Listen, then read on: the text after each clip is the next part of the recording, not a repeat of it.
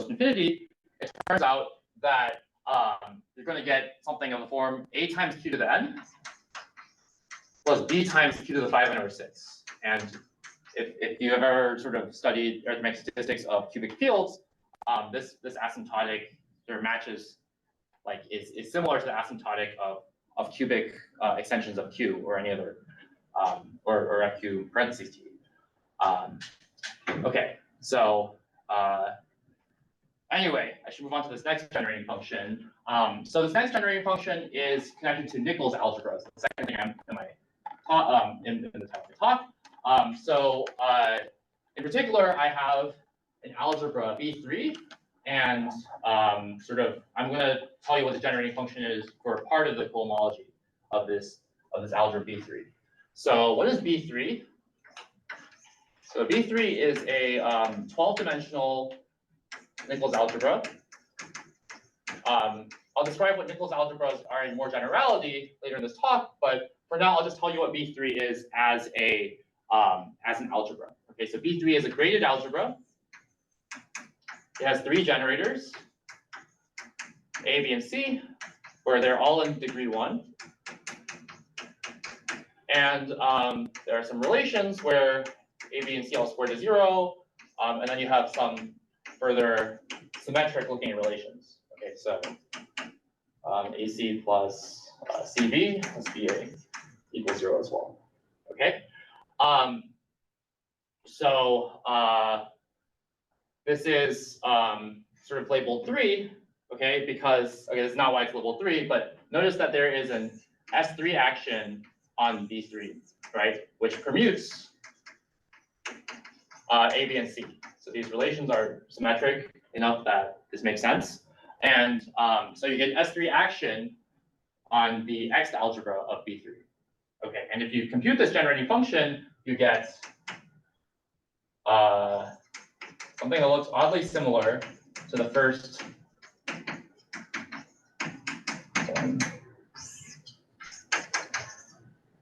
So everything looks exactly the same, except for this thing in the denominator. All of a sudden you get a 4 instead of a 5.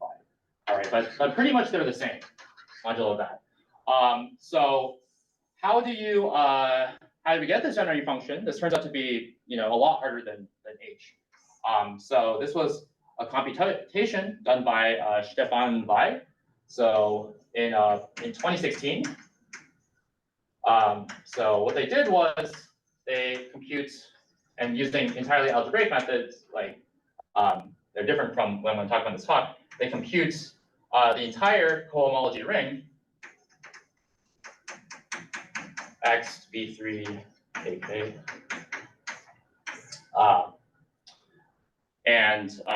Right, and in particular, there's an S3 action on this, and if the entire cohomology, the generating function looks different, but somehow if you take the S3 invariance of it, you get this generating function.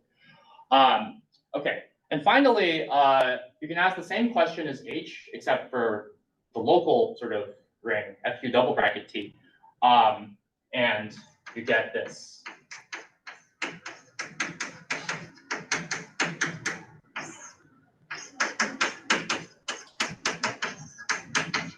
So yeah, something quite mysterious going on because this looks exactly the same as this. All right. This can be computed using something called an Igusa zeta function. So in the 1970s, Junichi Igusa, or starting in the 1970s, I guess, computed a bunch of these p-adic integrals, or like integrals over local fields.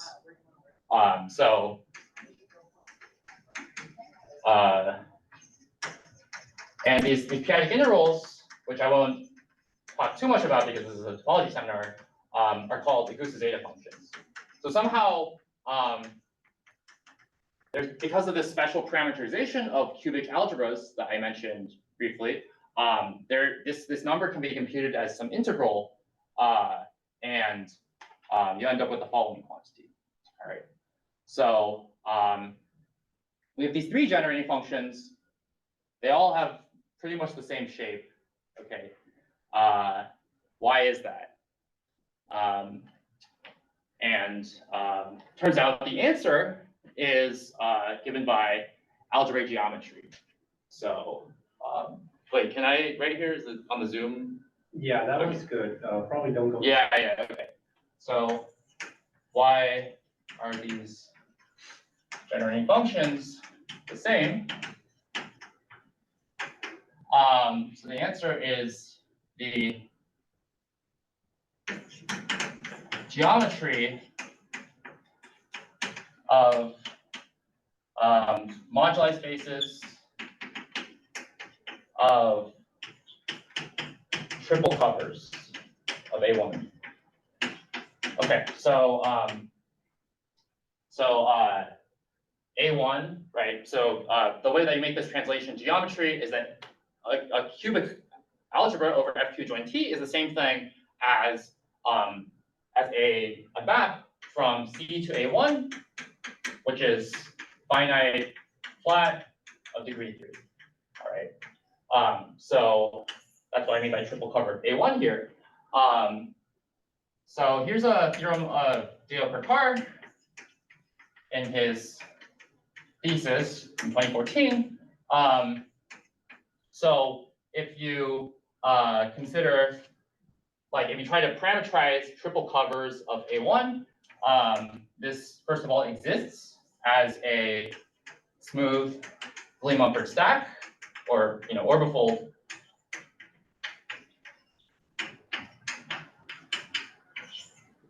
So I'm going to call it C3n. Okay, covers that are degree 3, and discriminant n, or the branch degree is n. Parameterizing triple covers of A1 of of branch degree. I don't know if that's the way to say it, but the branch divisor has degree n. Okay, in other words, the ramification has degree n. And I should maybe say that this is of dimension n. So there exists an n-dimensional smooth Lee-Mumford stack. Okay, so one sort of feature that this moduli space C3n enjoys is that it has this branch map that takes a given cover to its divisor. All right, to its branch divisor. All right, so if you consider a cover, its divisor will have branch degree n by sort of assumption, and you can construct a morphism out of this. So part B of this theorem is that this branch map is proper. Okay, so so these are sort of two important features. Now let's return to H and I. Okay, so how does geometry relate to counts in number theory? So the answer is the growth and detrace formula.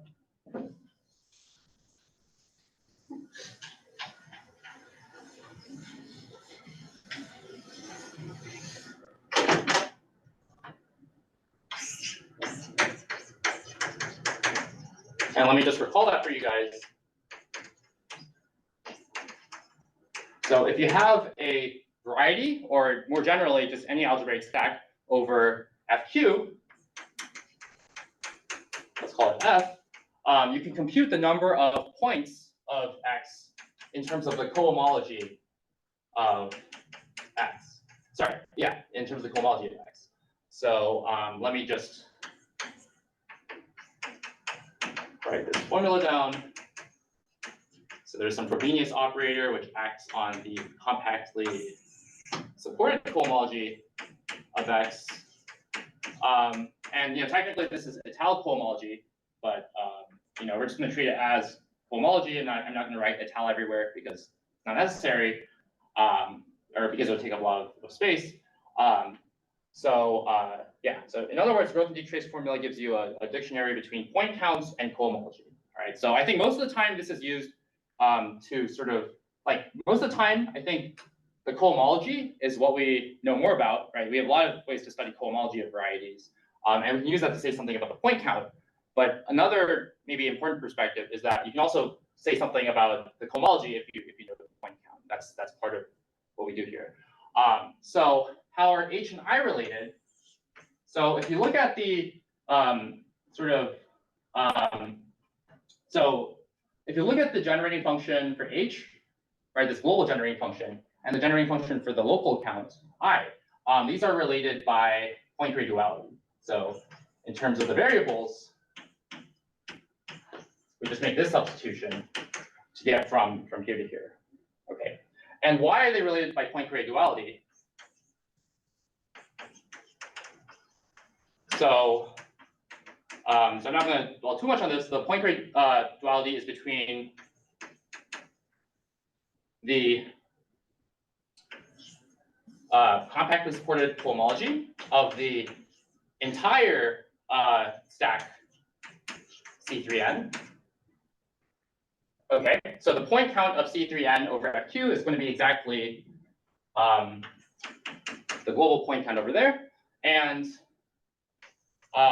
this is Poincare dual to its ordinary cohomology, which turns out to be the same thing as the cohomology of the central fiber of this branch map. So remember this map BR here. You can look at the the point here that corresponds to n times 0. That's just n copies of 0 and conserves fiber. There's some kind of localization principle that says that the cohomology of the entire space should be the same as the cohomology of central fiber. And this central fiber point count is exactly going to be the local point count over here. So the global and the local point counts here are related by Poincare duality. Okay, and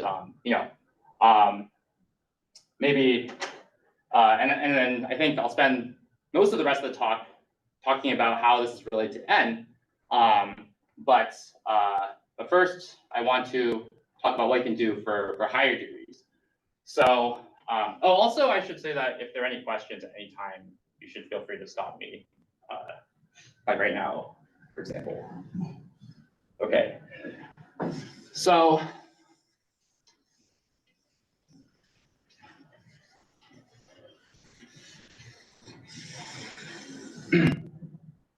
anyway, the idea here is that somehow the geometry, these two things I listed, the fact that you have this Lee-Mumford stack that's smooth with a proper branch map,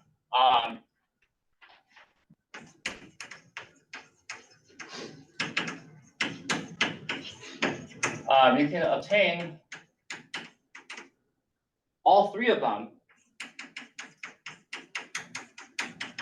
starting from just one of them. I mean, or starting from either H or I. Okay, and sort of what I did was I upgraded this to the quartic situation. So,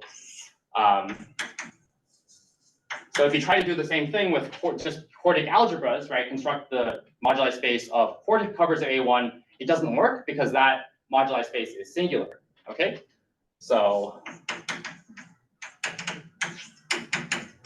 in general. So this doesn't work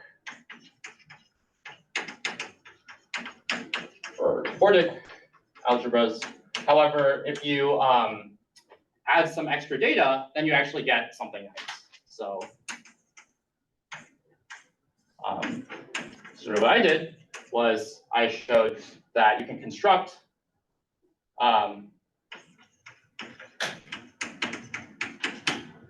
these sort of moduli spaces R4n and R5n of degree D. So I'm going to say D is between 4 and 5, covers with resolvent data. All right, so the notion of a resolvent is something that comes from number theory, but there is, so what I mean is that these moduli spaces parameterize covers of A1 of this particular degree with some extra data that is, that is motivated by the notion of a resolvent, or is literally the notion of resolvent from number theory. And it's a funny coincidence where this resolvent data actually resolves the singularities of the stack of covers. So these R4 and R5n, maybe I should say RDN is smooth of dimension n. And moreover, there is a branch map which takes a given cover with resolvent to the symmetric power of A1. This is proper. So it has the same properties as this stack of triple covers that Dale Burke constructed. Okay, and that's sort of my main geometric construction. The great thing is that I think in the quartic case, these questions, so these three questions, I told you how they can sort of each be solved individually, right? But in the quartic case, they're a bit harder. So instead, if we consider instead of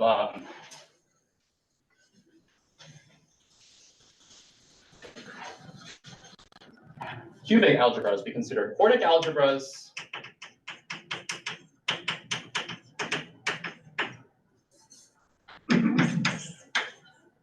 Sorry, I don't know why I erased this summation thing. With cubic resolvent of discriminant q to the n.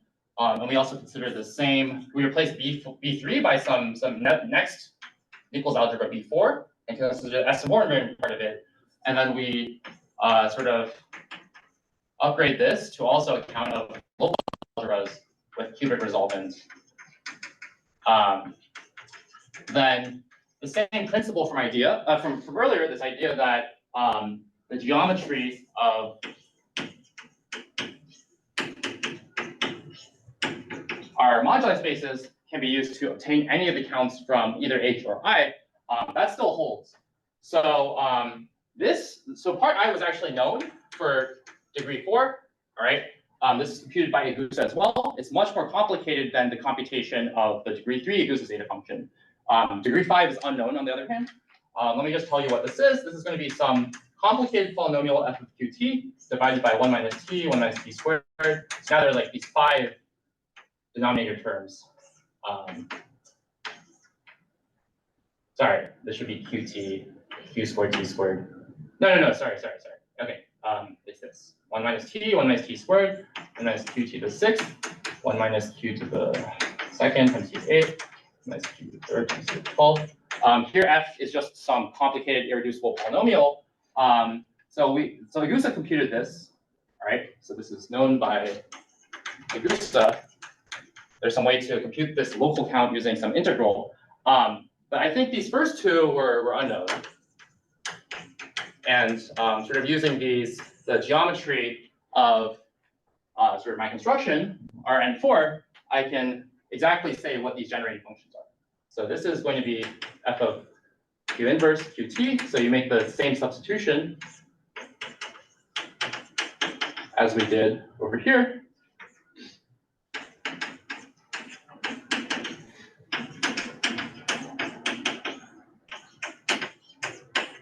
Blah, blah, blah. And to get the sort of Nichols algebra cohomology, whatever Nichols algebra is, I'll say that in a moment, you get this as well, or at least the S4 invariant part of it.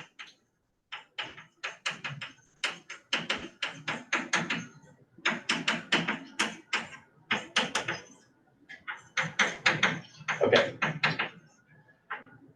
So yeah, I guess these are sort of my main results. Are there any questions? Yeah. Everybody with your numerators there in those expressions, and you mentioned Poincare duality. Yeah. Is it the situation then that you have maybe a couple of graded algebras and there's a pairing between the terms in different degrees of these algebras, or is there one algebra? And in the previous one, the degrees of the terms in the numerator went up to 4, I think. And have you got, like, is there a finite dimensional algebra with which is either a Poincare duality algebra, or you have got a pairing between two algebras, and do those algebras have dimension 4 in the previous case? And what could you explain a little bit more is basically my question. What I'm saying is trying to prompt you. I might be completely off. Can you say more about the Poincare duality? The Poincare duality, yeah. So really the Poincare duality is between so for each n you have a moduli space of discriminant n covers or whatever, right? So I'll just say Rn4 here and here. The Poincare duality is between so two complementary. Maybe I should say this is H2n minus I. It's between these two cohomology groups, the compactly supported one, which is related to the point count, the global point count, okay, of this entire thing, and the ordinary cohomology. Now the ordinary cohomology doesn't really tell you the point count of like just in general, right, of your space, but there's some kind of there's an isomorphism between the the point is that the ordinary cohomology is the same as the ordinary cohomology of the central fiber, which does compute the point count of the central fiber. So there's a duality between the point count of the whole thing and the point count of the central fiber. That's how Poincare duality. These cohomologies vanish above a certain degree. Yeah. So like in the previous example, what was that degree? Was it how does it relate to those numerators which you had, which had symmetric coefficients? Presumably this F does not have symmetric coefficients now, but there is a symmetry between the top and the bottom one. Oh yeah, I think that's coincidence. Yeah, just the fact that the numerator terms I think are sort of less important than the denominator terms. The denominator terms tell you sort of about if you actually try to say what the coefficients are like asymptotically in terms of, or not asymptotically, exactly. My understanding of Poincare duality is that in some sense it's a finite dimensional phenomenon, and that you have some largest degree in the terms how you formulate it.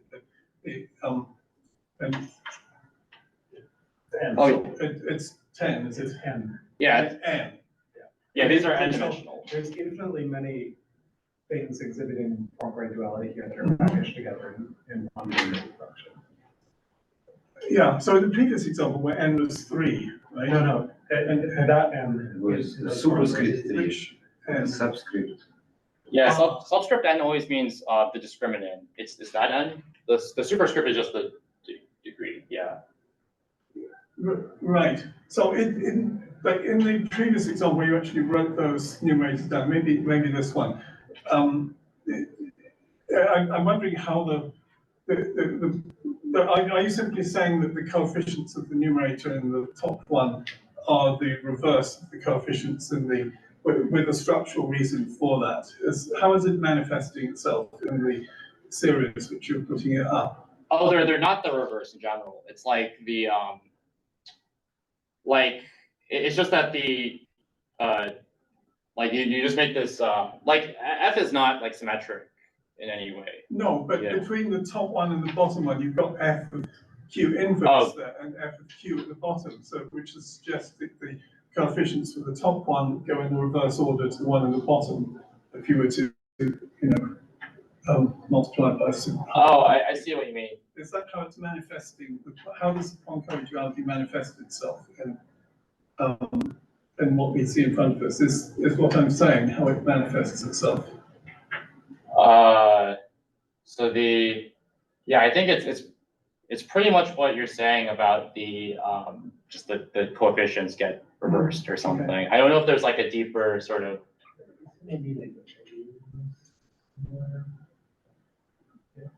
Yeah, maybe I should say that the Frobenius like eigenvalues get exchanged between this like like this is a sum over Frobenius eigenvalues, this point count, and they get exchanged between there's a matching between the Frobenius eigenvalues of the global count, compact support cohomology, and the local count. So my grade like yeah. He's using Q as a formal variable in the middle one. So. Yeah, but Q also is literally like Q. Yeah, because it is the eigenvalues are Q, the powers of Q and stuff. Yeah. Okay, thanks. Okay, yeah, sorry. Poincare duality exhibits itself as Poincare polynomial times not Poincare polynomial is 1. Yes. So I'm wondering if we can see that in what he's got in Oh, front of us, you know. great. But you know, it may be a bit stronger than just saying that the coefficients are given in the first order between those two algebras. That's what we got here. That's more like because of the well. Oh, yeah. Anyway, we should. Yeah. Oh, yeah. Okay, right. You know, I've sort of told you about this point-free duality, which is how H relates to I. But I guess, and I've told you about number theory and algebraic geometry, right? I've told you about this point counting thing. How does this relate to topology? And how do we get like n from any of this? How do we relate this to Nichols algebras? And the answer, as it turns out, is so, you know, I've not said absolutely nothing about Hurwitz spaces yet. That's what I'm going to spend the next part of this talk talking about. So how are these related to topology? And also, what was the motivation for this entire sort of project? C3n, R4n, and R5n are Hurwitz space compactifications.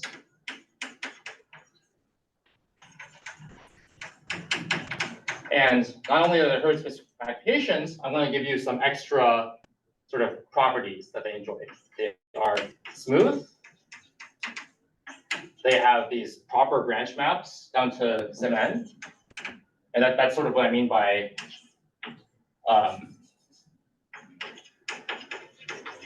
property by compactification here. And also, the third point is that BR is small. I haven't commented on this yet. I'll say how this is related to anything sort of later in this talk. But first, I should talk a bit about Hurwitz spaces. So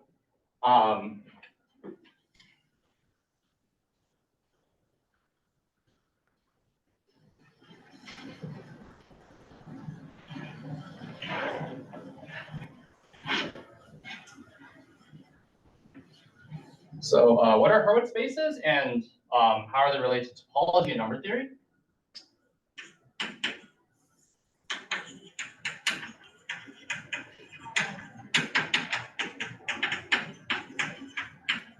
So I'm using some weird like notation here for a group, finite group G, and a union of conjugacy classes C.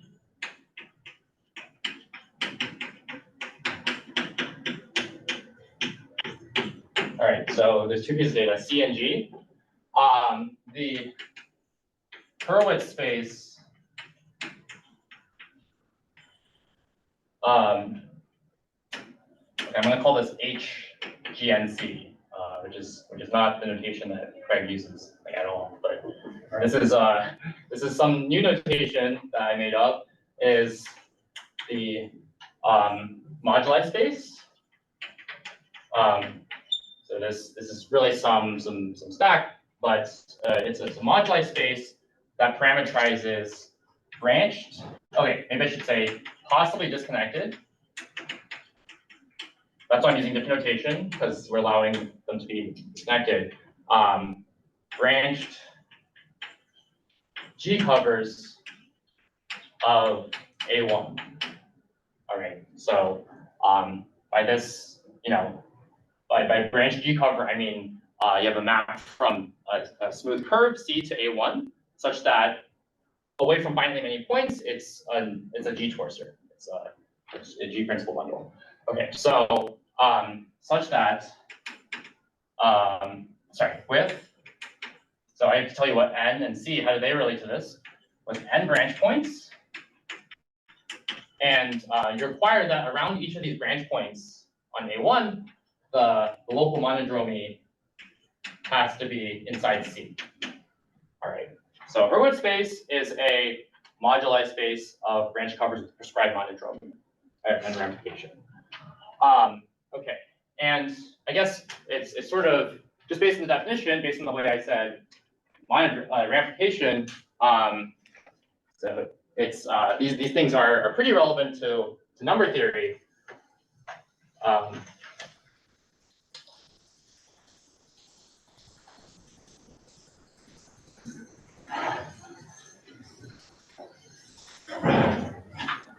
Okay.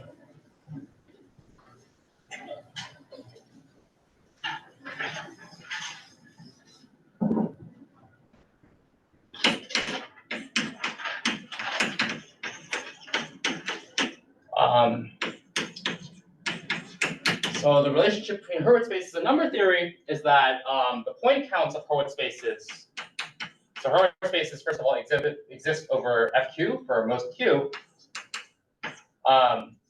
These point counts sort of correspond to, well, they correspond to Ital G algebras, but maybe I should say that this number of point counts is relates to the number of G extensions of FQ parentheses T with with ramification in C and like fixed discriminant, or sorry, fixed number of branch points. All right, so we're very interested in number theory in these kinds of arithmetic statistics. Given a global field like FQ parentheses T, how many extensions are there of a particular discriminant? That's just like fundamental question in number theory. And how do they relate to sort of what I was saying before? Okay, so maybe I should first say how are my constructions and Gale-Perkar's construction related to to Hurwitz spaces. So CN3 is a compactifies HS3 and tau3. So here tau3 is just transpositions in SD, the conjugate class of transpositions. Rn4 compactifies the S4 Hurwitz space, and R5n compactifies the S5 Hurwitz space. Okay. So and we compute the point counts of CN3, Rn4, and I mean not quite Rn5, but we show how it can be computed. So we sort of obtain a precise upper bound on the number of G extensions for these particular Hurwitz spaces. Okay. So why are Hurwitz spaces related to topology?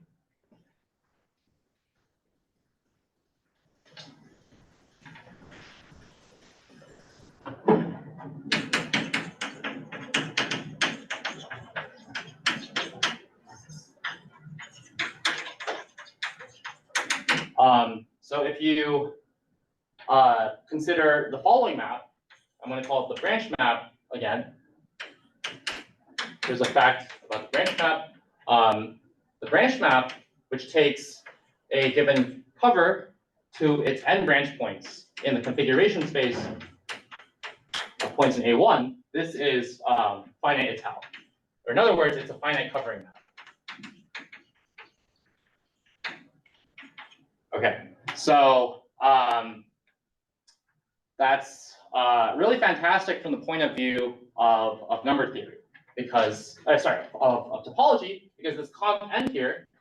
So if you consider all these varieties over C, conv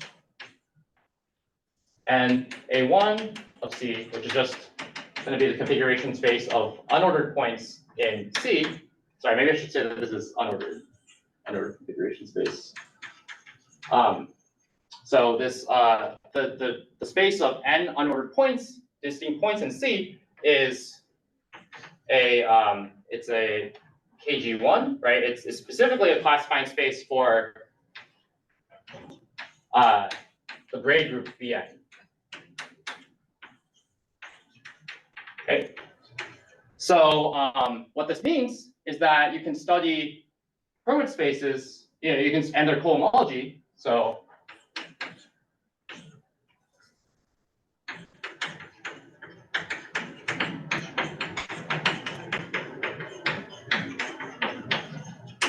by studying the homology of grade groups.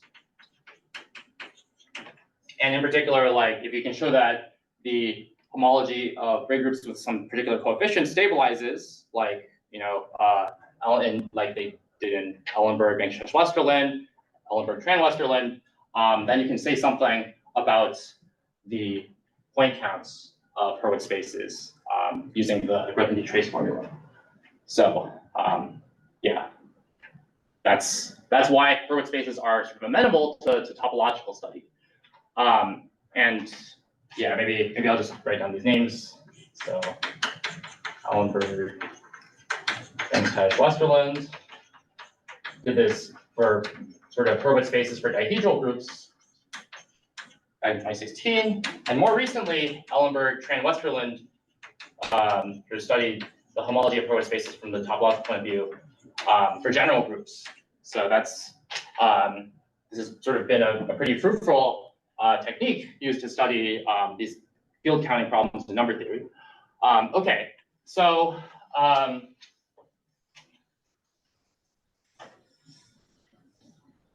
I'm going to say a bit more just about the sort of Ellenberg, Tran, Westerlund viewpoint on Hurwitz spaces and how they relate to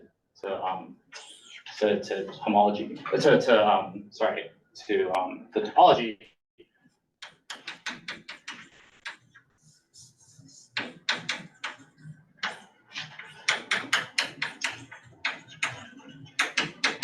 So this is sort of a theorem proven by Ellenberg, Tran, Westerlund, and independently by Kranz and Sheckman, which is that if you want to compute the homology of a Hurwitz space, so now using J, with coefficients in, I forgot to say that at the beginning that K is just going to be a characteristic zero field of coefficients. But if you want to consider, if you want to consider homology of the Hurwitz space with coefficients in K, then this is the same thing as the homology of a particular algebra. So, so maybe I'll say it like this. Okay.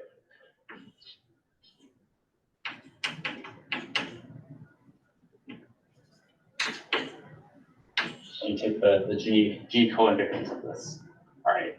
So so Ellenberg, Tran, Westerlund, and Kranz Sheckman proved an isomorphism between the homology of a Hurwitz space and the G and G co-invariant part are really not super important. The G co-invariant part of the X algebra of a particular algebra, and this is called a quantum shuffle algebra.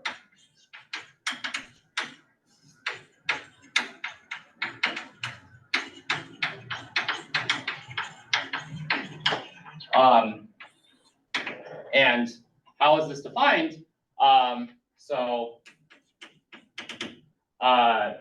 What you do is take as the underlying vector space the following. So G and C are the only data here. What you do is you take as the underlying vector space the tensor algebra on K times C. All right, so in degree n, it's just going to be K times it's going to have basis the nth Cartesian product of C. So I'll just say KC is in gradient 1. And this has a weird multiplication on it. Okay, and this weird multiplication is as follows. So yeah, I'll need a keyboard to write down this multiplication.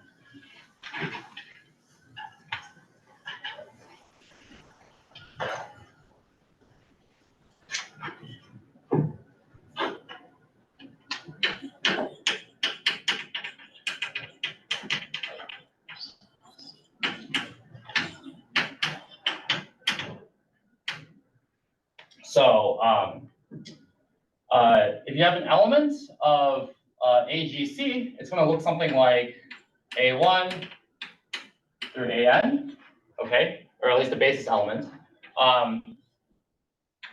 Let's try to multiply it with another basis element.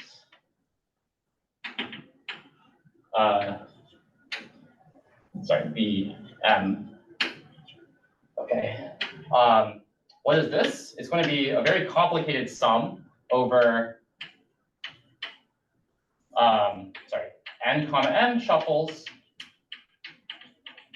tau, and it's sort of what you do is you put these things together, these two strings together, and you consider all the possible ways to shuffle the terms around. So so here, what is an n comma m shuffle? This is the same thing as a permutation of 1 through n plus m that preserves. Oh, sorry, maybe I should say it's a permutation of a1 through an, b1 through bm that preserves the order of both of the a's and the b's.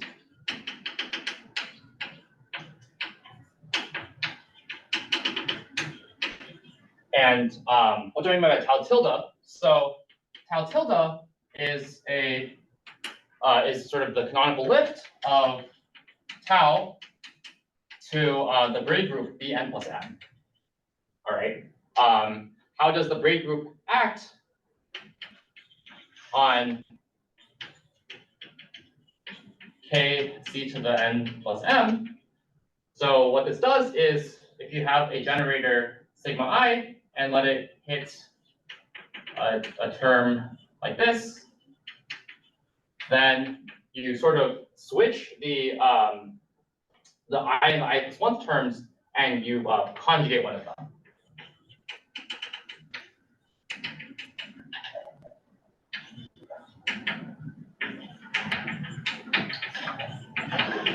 Okay, yeah, so there's just some complicated multiplication on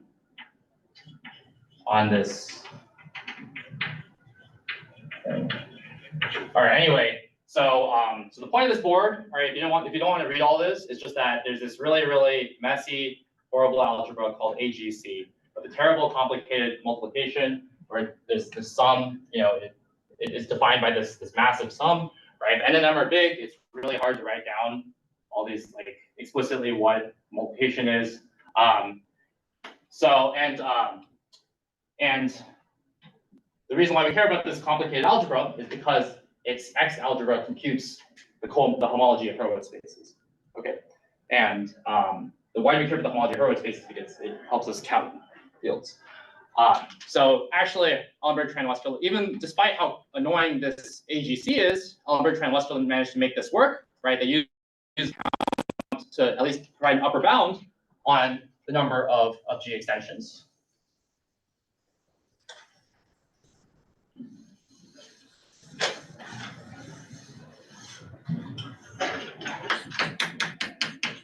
So I'm going to just write ETW, use this quantum shuffle algebra to bound the number of G extensions of FQ join T, because all they have to do, or not all they have to do, but what they have to do is sort of provide an upper bound on the cohomology of this algebra.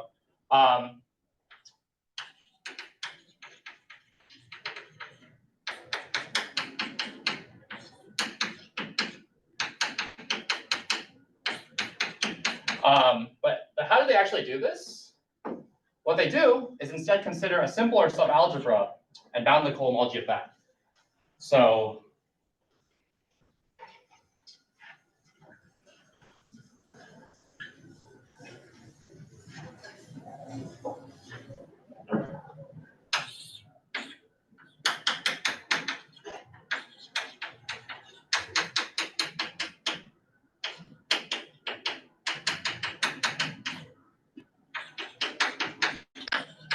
they bound the cohomology of the entire quantum shuffle algebra by proving some bounds first on the cohomology of some subalgebra called BGC, where BGC is the subalgebra of AGC that is generated by degree 1.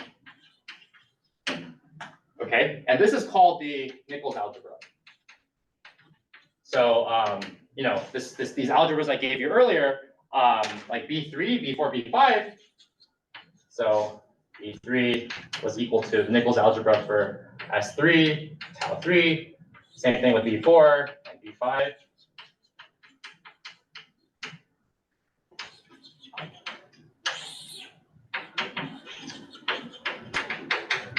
And so yeah, that's sort of what these algebras were. You know, they sort of define more intrinsically to the group. All right, these are the subalgebras of these massive quantum shelf algebras that are generated in degree 1. And and they're a lot nicer, partially because they're generated by degree 1, right?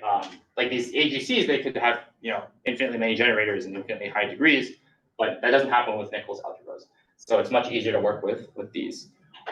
And what they do is show that this cohomology, like, is sort of good enough to approximate this cohomology.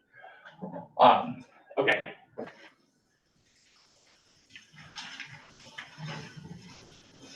So, are there any questions before I, you know, go into the last part of the talk?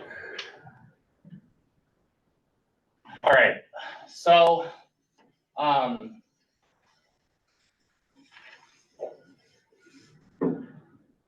so I should finish by saying that, so like by sort of, you know, saying how exactly does BGC relate to for like number theory and geometry. So, so one sort of goal I had in mind, sort of when doing this project that led to the construction of these spaces, was to understand BGC arithmetically. So these AGCs, right? It's pretty clear what their arithmetic meanings are. They count extensions of F, Q, and T.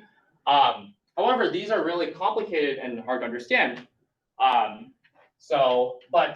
BGCs, right? These BGCs, they are much more well studied. Yeah, maybe I should have said this. These are much simpler and much more well studied. And you know, there are people that care a lot about Nichols algebras. You know, so the natural question to ask is, what do these BGCs mean in terms of arithmetic? Like, what are their counterparts you know, if we pass through the trace formula? And right, and maybe the sort of intuition here is that BGC is a sort of good enough approximation to AGC. Okay. So what I there's a theorem of Compranem and Sheckman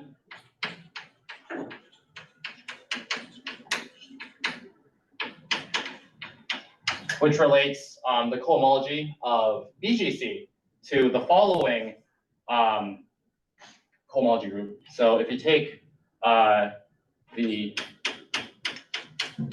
X of BGC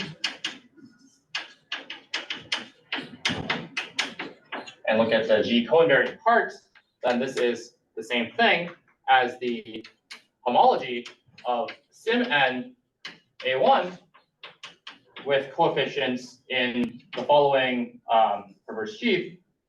So if you have the picture here is that you have a Hurwitz space and you have the configuration space. So this is J, and then you include this into sim n A1 by some map called, sorry, this map is J, this inclusion, and this map is the branch map from earlier. So what you do is you first take the constant sheaf on the Hurwitz space. Oh my God. and push it forward to the configuration space, and then you take the what's called the intermediate extension of this local system that you get. So you have a local system on configuration space, and you intermediate extend it to the whole thing to get a perverse sheaf. So somehow this is the geometric meaning of VGC, which is not too satisfying because it's not too satisfying if you're just interested in arithmetic because sort of like what does this mean arithmetically? So for if you're just interested in arbitrary intermediate extensions, it's not clear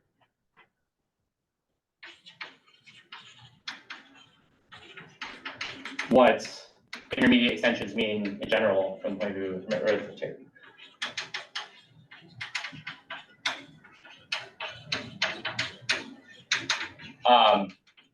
However, so I was just trying to figure out what, maybe what this could mean in a couple cases. So the sort of simplest cases to examine were the cases of symmetric groups and transpositions. So for the d comma c equal to SD tau d for d between 3 and 5, I figured out that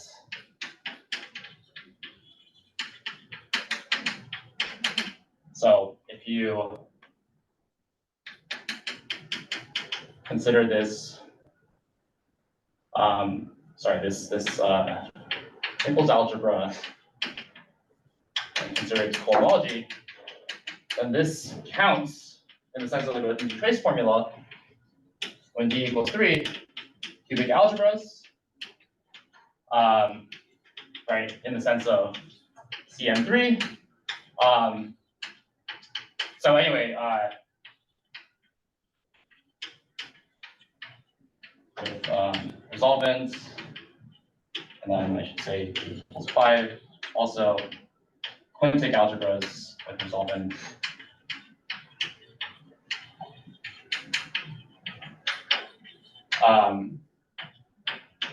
And the way that I figured out that the cohomology groups count these particular objects is by constructing these compactifications, all right, and showing that they have these nice geometric properties. Okay, so sort of via geometry, via like constructing all these moduli spaces and proving nice properties about them, we managed to match the Nichols algebras B3, B4, and B5 with cubic algebras, quartic algebras with resolvent, and quintic algebras with resolvent. And what that does for us is that it sort of provides this sort of dictionary between these specific Nichols algebras and sort of these sort of approximation like to field counting things that show up in arithmetic statistics. Yeah, and I guess I'm like pretty much out of time, but I just want to say that these cases are not random. All right, like these specific Nichols algebras for S3, S4, and S5, they are sort of very well studied by Nichols algebra community. Like, why does d greater than or equal to 6 not show up in this list? It's because the Nichols algebra is below that range. So for d less than or equal to 5, d is finite dimensional. For d greater than or equal to 6, BD is infinite dimensional. Wait, do we know that? Okay, probably. Yeah, it's probably infinite dimensional. I certainly don't know that. So there's like a very big distinction between d less than or equal to 5 and d greater than or equal to 6. On the Nichols algebra side, right? So there's this jumping point. On the number theory side, so Bhargava and his school can count degree less than or equal to 5 extensions, and not higher. So Bhargava has these techniques for counting degrees 4 and 5 extensions by first counting algebras with resolvents, but these don't work for degrees higher than 5. All right, so you have sort of this parallel between these special Nichols algebras and these special techniques and parameterizations that Bargova uses in arithmetic statistics. And I guess sort of my work is going towards showing that that's not a coincidence. And there's more I can say, but I guess I should probably stop here.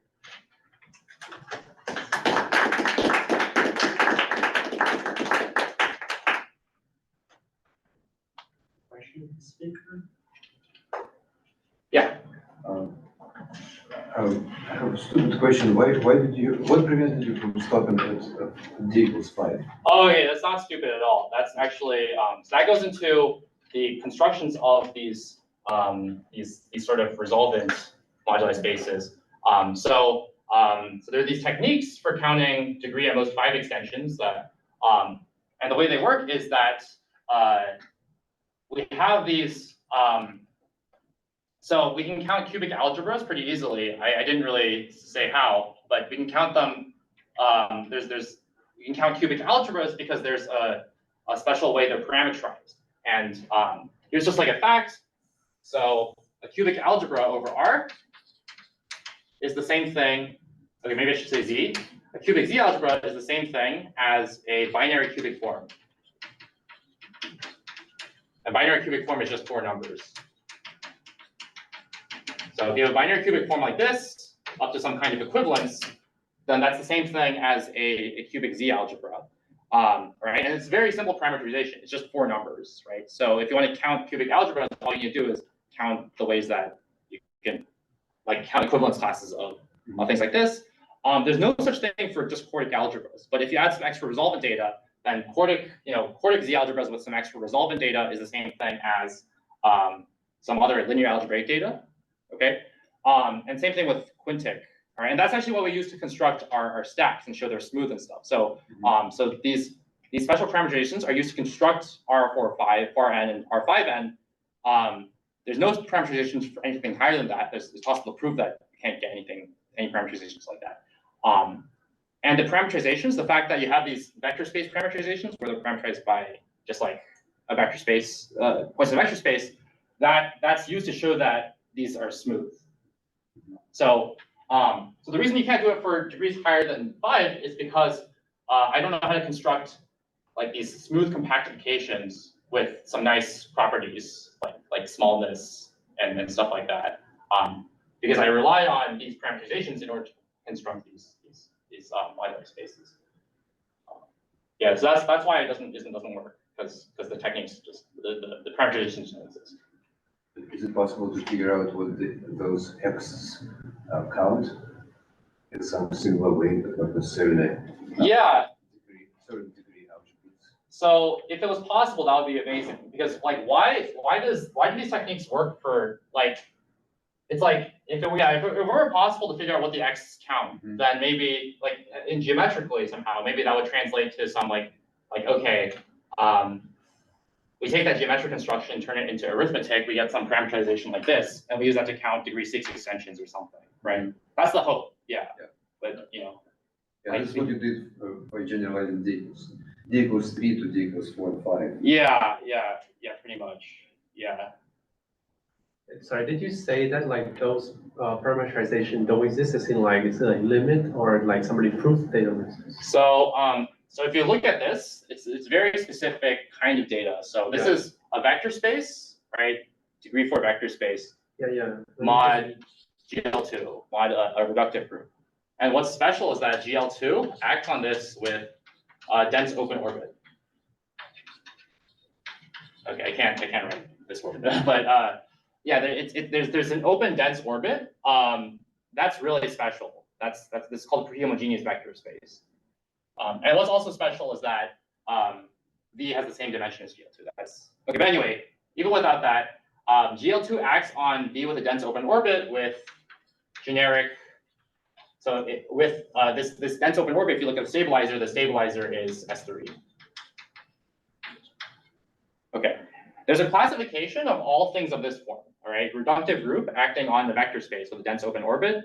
And the generic stabilizers that can appear, right? If you force like your group to be connected or something, and if you force the action to be faithful, you can only get S3 as far as 5. Like, there's a classification of these things, right? So these sort of vector spaces that are actually magic. Yeah, it's like they figured them out and they're classified. Yeah. So that's if there were more stabilizers, then we could use the exact same geometric construction to construct more of these moduli spaces and compute more of these and get these sort of the HNI thing, right? Get some correspondence between some X algebras and some arithmetic counts, right? But this is all we need to do for now using these frameworks. Should say that I think this is a compelling argument that the BDs, like made a compelling coincidental argument that the BDs should be infinite dimensional for the regular set, even though we don't yet know that. Yeah, it's kind of weird because it's like this number theory lets us construct something in geometry which like matches an expectation from the fact that BD is finite dimensional. If the things we cannot do coincide, Yes. then they are. Yeah, exactly. Yeah. So yeah, this stuff is definitely still very mysterious to me. Like what happens for other groups. Yeah. You have a question? We can also save it for dinner, I feel like, or, pretty fast time. That's appetizer. Yeah, so that's. Okay, so let's think of speaker again.